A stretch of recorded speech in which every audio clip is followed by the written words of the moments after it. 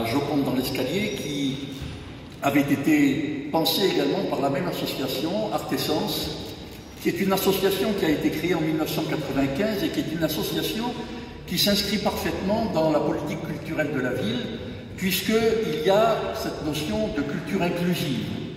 Et cette association a eu la brillante idée de créer des expositions pour que la culture puisse entrer dans chacun des visiteurs, que ce soit de tout petits enfants ou que ce soit des personnes atteintes d'un handicap.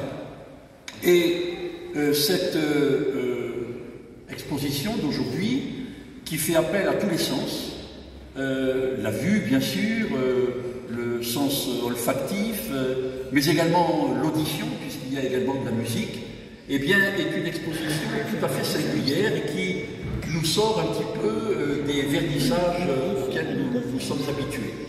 Aujourd'hui, cette exposition a lieu autour de deux grands peintres, Renoir d'un côté, Bonnard de l'autre, dans son intimité, les jardins de Cagnes-sur-Mer et du Canet. Et nous avons ce plaisir de pouvoir non seulement apprécier les œuvres en copie, qui sont de plus ou moins bonne qualité, monsieur le maire, mais ça n'est pas l'essentiel de la chose, mais également de poser nos mains sur les différents matériaux qui composent ces œuvres.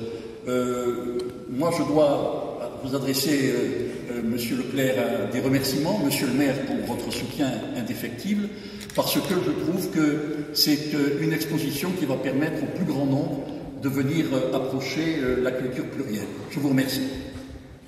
Effectivement, c'est une exposition qui se veut adresser aux enfants, mais aussi aux personnes handicapées, avec certains handicaps.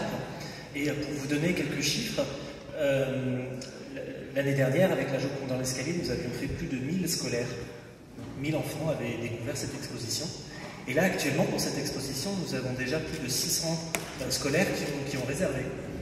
Donc voilà, une exposition qui plaît aux enfants et qui plaît aussi forcément aux parents qui les accompagnent, puisque c'est un moment d'interaction des parents avec leurs enfants pour faire des puzzles, pour sentir, etc., pour parler.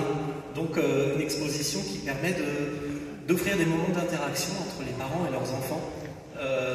Donc c'est forcément quelque chose d'assez précieux et qui permet aussi à ces enfants de découvrir l'art, voilà, et pas seulement sous l'aspect visuel, mais